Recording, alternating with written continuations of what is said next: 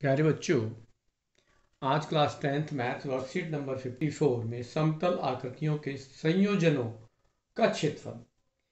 इसका मतलब है कि ऐसी आकृति जो समतल हों और उनके वृत्त से संबंधित क्षेत्रफल निकालने हैं।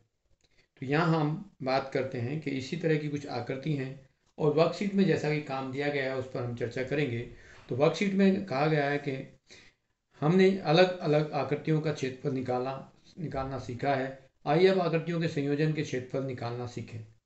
तो जैसा कि आकृति यहाँ आपको वर्कशीट में जैसा दिखाया गया है उस पर हम थोड़ा सा चर्चा करेंगे कि आकृति जो आपकी वर्कशीट है 54 उसमें आपको कई तरह की आकृति दी गई हैं, जिसमें आपको उदाहरण नंबर 1 में कहा गया है कि एक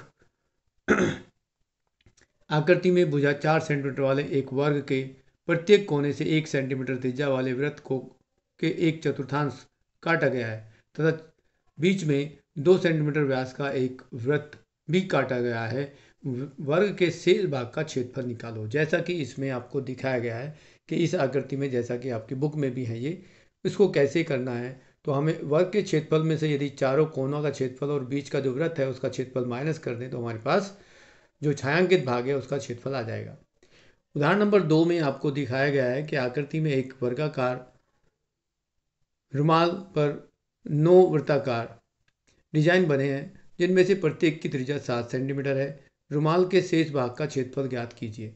तो यहाँ 7 सेंटीमीटर के जो हमारे 9 वृत्त हैं उनमें से व्यास के आधार पर हम देखेंगे कि इस वर्ग की भुजा क्या है।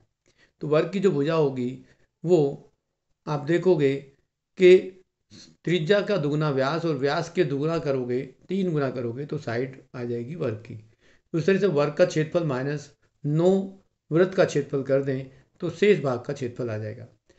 आगे उदाहरण नंबर 3 में भी आपको इसी तरह का एक क्वेश्चन दिया गया है और काफ़ी इंपॉर्टेंट क्वेश्चन है कि आपके इसमें दिया गया है कि 56 मीटर भुजा वाला एक वर्गाकार लॉन है ABCD के दो और बनी 2 वृत्ताकार फूलों की क्यारी हैं दर्शाई गई हैं।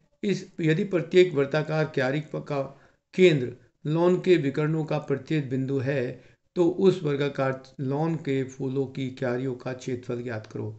जैसा कि इसमें दिखाया गया कि नीले नीले भाग जो हैं उसका हमें क्षेत्रफल दिखाना है। तो आप क्या करेंगे, यहाँ पर इसमें समझाया गया उदाहरण बुक में भी है और यहाँ भी आप देख सकते हैं, इसको आसानी से कर सकते हैं। सामान्य हमें 2 वृत्तखंडों के क्षेत्रफल निकालने हैं।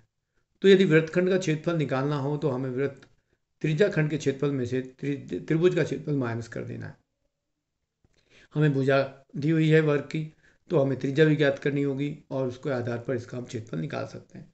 अब आते हैं हम क्वेश्चनों पर। तो क्वेश्चन में हमें कुछ दिया गया है रिक्त स्थान।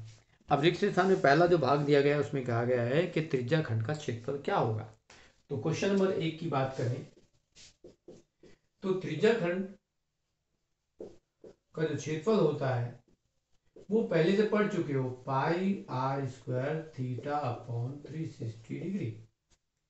ये पहले क्वेश्चन का पहला भाग है। यदि आप दूसरे भाग की बात करेंगे तो उसमें खाली स्थान कहा है और उसमें कहा है फिर चतुर्थांश का क्षेत्रफल क्या है। चतुर्थांश जो होते हैं वो चौथाई भाग होता है।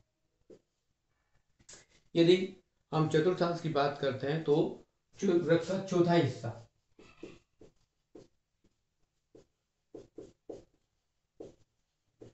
तो पाई आर स्क्वायर बटे में 4 कर देंगे। और तीसरा जो भाग है फर्स्ट क्वेश्चन का खाली स्थान था उसमें कहा वृत्तखंड का क्षेत्रफल। तो किसी भी वृत्तखंड का क्षेत्रफल जब निकालोगे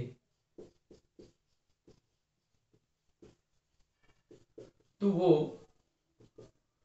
त्रिज्या खंड का क्षेत्रफल pi R square theta upon 360 degree minus त्रिभुज का क्षेत्रफल, जो त्रिभुज बनेगा तो त्रिभुज का क्षेत्रफल हमें माइनस करना पड़ेगा। इस तरह से हमारे पास वृत्तखंड का क्षेत्रफल आएगा।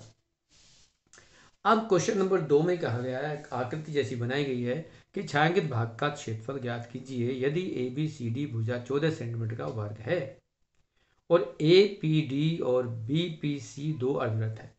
तो यहाँ यदि हम देखेंगे क्वेश्चन नंबर 2 में और आकृति को बना दें, ये एक वर्ग मान लें और ये इस तरह से 2 अर्धवृत्त इसमें से काट दिए जाते हैं और यहाँ दिखा रहे हैं कि ये ए बी सी डी इस तरह से, ये ए, ये बी, ये सी और ये डी और यहाँ पी दिखा रहे हैं।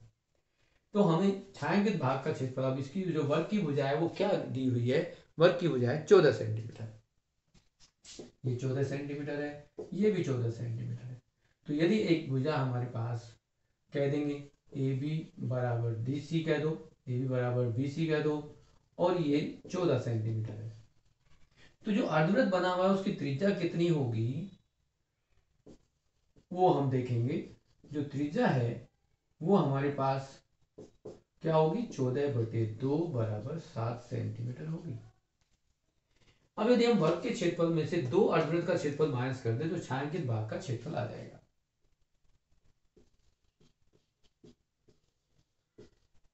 छायांकित भाग का क्षेत्रफल, तो वर्ग का क्षेत्रफल माइनस दो अर्धवृत्त का क्षेत्रफल।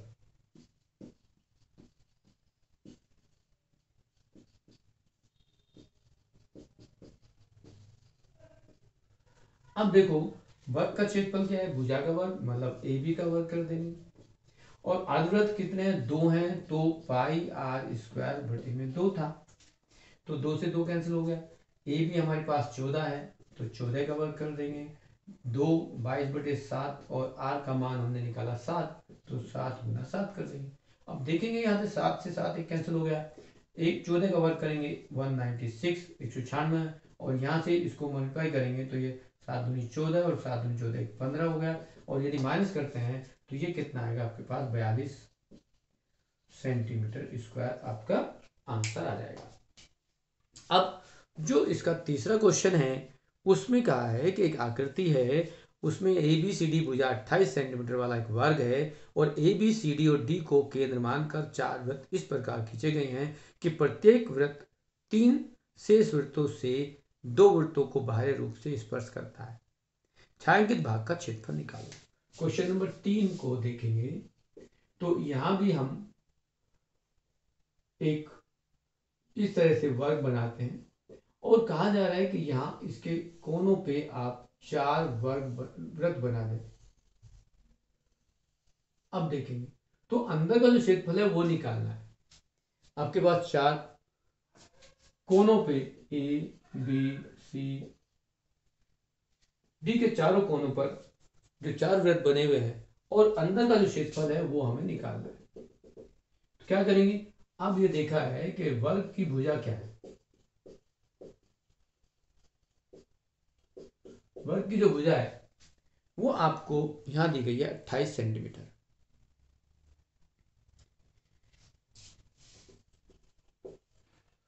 तो इस वृत्त की त्रिज्या क्या होगी, अब वृत्त की त्रिज्या निकालने के लिए आप क्या करेंगे, यहां ये जो वर्ग की भुजा है वो 2 भागों में बट करके 2 आधे वृत्त बनने हैं, यानी कि वृत्त की त्रिज्या होगी 28 का आधी 14 सेंटीमीटर। अब यदि आप ये देखेंगे कि वर्ग के अंदर से ये 4 चतुर्थांश हटा दिए जाए तो हमारे पास छायांकित भाग का क्षेत्रफल आ जाएगा। तो छायांकित भाग जो होगा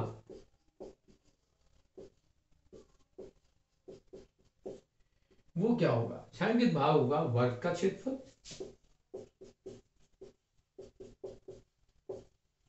माइनस 4 चतुर्थांश का क्षेत्रफल,